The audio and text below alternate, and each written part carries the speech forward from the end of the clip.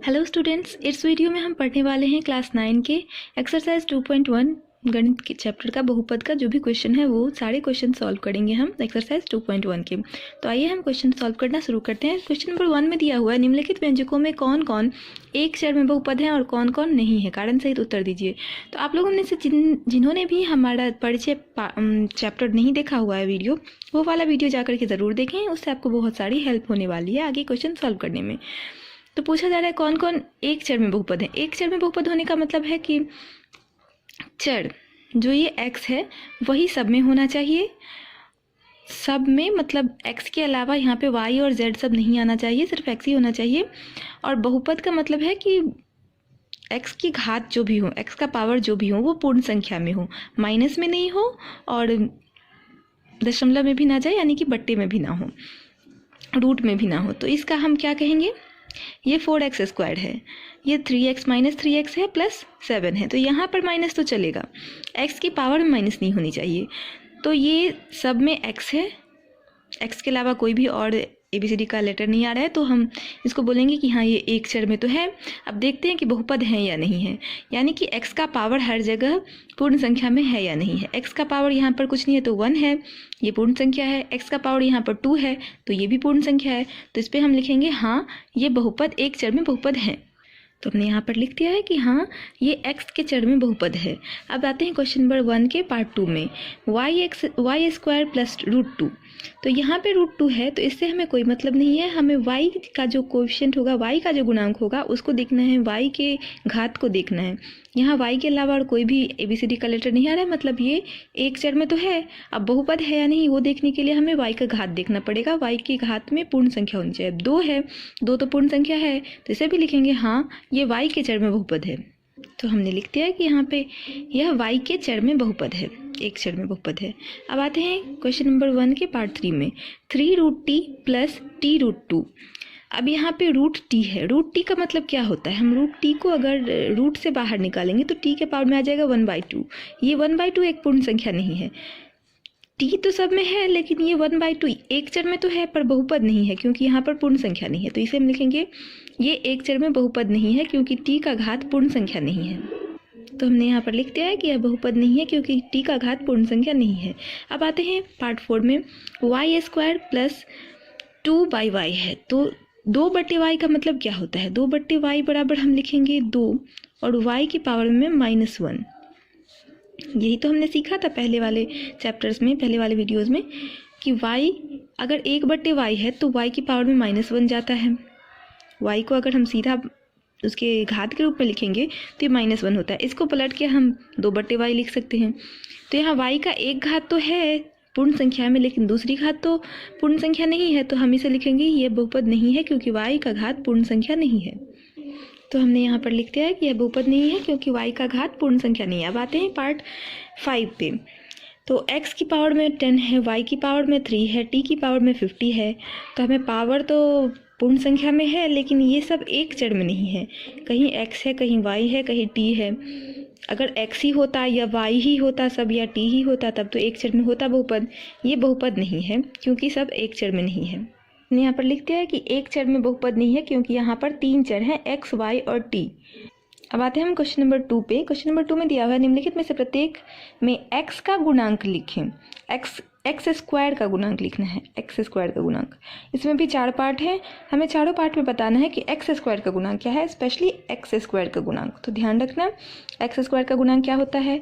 आपको अगर अच्छे समझना है तो आप मेरा परिचय वाला वीडियो देख लीजिए। और यहाँ पर हम देखते हैं कि x स्क्वायर का गुणांक क्या है। x स्क्वायर का गुणांक बराबर क्या होगा, x का यहाँ पर गुणा किस चीज़ से हो रहा है, अगर कुछ भी नहीं है x स्क्वायर का गुणांक में तो हम 1 लिखेंगे। अब हमें यहाँ इस x के मतलब नहीं देखना है, यहाँ भी नहीं देखना है, x स्क्वायर का जो गुणांक हो यहाँ पर वो देखना है। कुछ नहीं है तो 1 है। आते हैं दूसरे पार्ट पे, यहाँ पर x स्क्वायर का गुणांक क्या है। यहाँ पर तो हमने 1 लिख दिया क्योंकि ये प्लस x स्क्वायर था और यहाँ पर -x स्क्वायर है, तो हम यहाँ क्या लिखेंगे, तो यहाँ पर x स्क्वायर का गुणांक हो जाएगा -1। कुछ नहीं है तो 1 तो है लेकिन इसका साइन तो माइनस जो है वो तो रहेगा ही, -1। अब आते हैं पार्ट 3 में। यहाँ पर एक्स स्क्वायर का गुणांक क्या है? इस एक्स से हमें मतलब नहीं है, हमें एक्स स्क्वायर का बस पूछा है। तो एक्स स्क्वायर का गुणांक क्या है? तो ये है एक्स स्क्वायर का गुणांक π/2। तो एक्स स्क्वायर का गुणांक बराबर π/2। आते हैं पार्ट 4 पे। तो यहाँ पर तो एक्स स्क्वायर है ही नहीं, लेकिन हमें ये बात ध्यान में रखनी चाहिए कि अगर एक्स स्क्वायर का गुणांक पूछा है तो इसमें एक्स स्क्वायर इसने कहीं ना कहीं दिया होगा, पर अभी नहीं है। तो हम यहाँ पर एक्स स्क्वायर का गुणांक 0 समझेंगे। अगर हम 0 से किसी भी संख्या गुणा कर दे तो 0 हो जाता है, तो 0 लिखना ज़रूरी तो नहीं है। तो हम यहाँ पर एक्स स्क्वायर का गुणांक क्या लिखेंगे? 0। अगर कोई भी ऐसी बहुपद हमें दे रखी है जहाँ पर एक्स स्क्वायर का गुणांक नहीं दिया हुआ है, एक्स स्क्वायर जैसा कोई पद ही नहीं लिखा हुआ है, तो हम वहाँ पर अगर हमें पूछ रहा है तो एक्स स्क्वायर का गुणांक 0 मानेंगे। अब आते हैं क्वेश्चन नंबर 3 पे। 35 घात के द्विपद और 100 घात के एक पदी का एक एक उदाहरण दें। तो 35 घात के द्विपद, द्विपद यानी कि बहुपद में पद 2 होनी चाहिए और घात 35 होना चाहिए। 100 के घात यानी कि घात 100 होना चाहिए और एक पदी है तो यानी कि एक ही पद होना चाहिए। तो ये तो बहुत ईजी है। अगर हम x का पावर में 35 रख देते हैं और द्विपद कह रहा है तो यहाँ पर हमें 2 पद लेना चाहिए। तो प्लस में हम कुछ भी लिख सकते हैं, 2, 3, 4, x, y, z नहीं लिख सकते हैं। तो ये हो गया एक उदाहरण। दूसरा उदाहरण अगर हम लेना चाहे तो लिख सकते हैं 3x की पावर में 35, x की पावर में 35 रखना है, प्लस 4 हो गया। अब 100 घात के एक पदी यानी कि एक ही पद होना चाहिए। यहाँ हमने 1 और 2 पद रखे हैं, 1 और 2, और हमें अब एक ही पद रखना है। तो x की घात में 100 या फिर 4t की घात में 100। ये हो गया हमारा दोनों उदाहरण। अब हम देखते हैं क्वेश्चन नंबर 4 पे चलते हैं। निम्नलिखित बहुपद में से प्रत्येक बहुपद की घात लिखें। अब हमें घात लिखना है।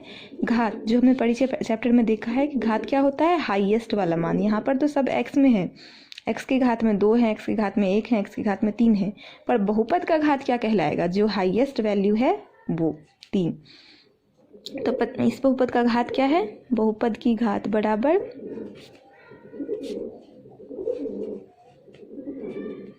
3।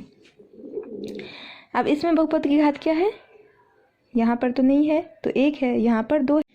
तो इस बहुपद में बहुपद की घात क्या कहलाएगी? 2। यहाँ पर हाईएस्ट मान क्या है? घात का 2 है। तो यहाँ पर बहुपद की घात बराबर हम लिखेंगे 2।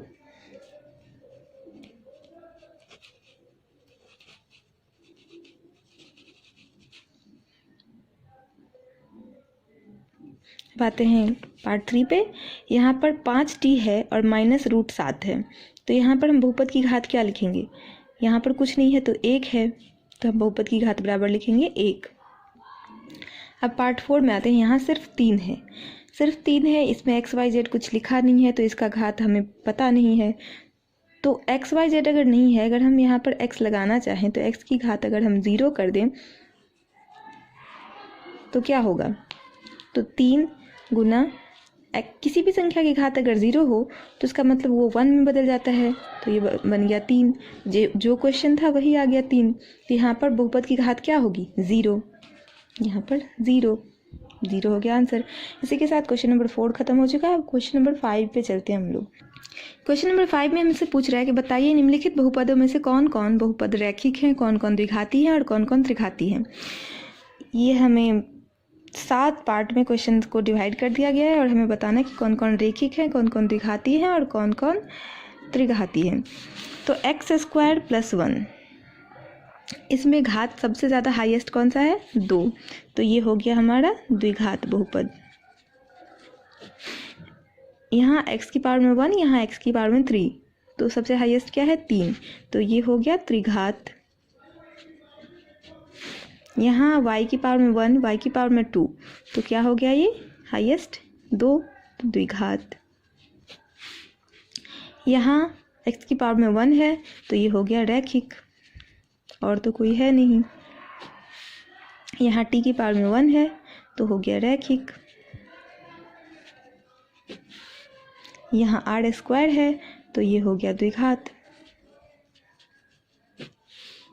यहाँ 7x³ है, क्यूब है, तो ये 3 हो गया हाईएस्ट, जो भी है एक ही है, तो ये हो गया त्रिघात। इसके साथ ही हमारा एक्सरसाइज 2.1 का सारे ही क्वेश्चन सॉल्व हो गए। अब हम चलते हैं अपने अगले वीडियो में देखेंगे एक्सरसाइज 2.2 के सारे क्वेश्चंस। तो वीडियो अच्छा लगा हो तो वीडियो को लाइक कर दीजिएगा और इस वीडियो को अपने फ्रेंड्स के साथ शेयर कीजिएगा और हमारे चैनल को सब्सक्राइब ज़रूर कीजिएगा। और कोई भी अगर सुझाव हो तो हमें कमेंट्स में ज़रूर बताइएगा। वीडियो देखने के लिए थैंक यू।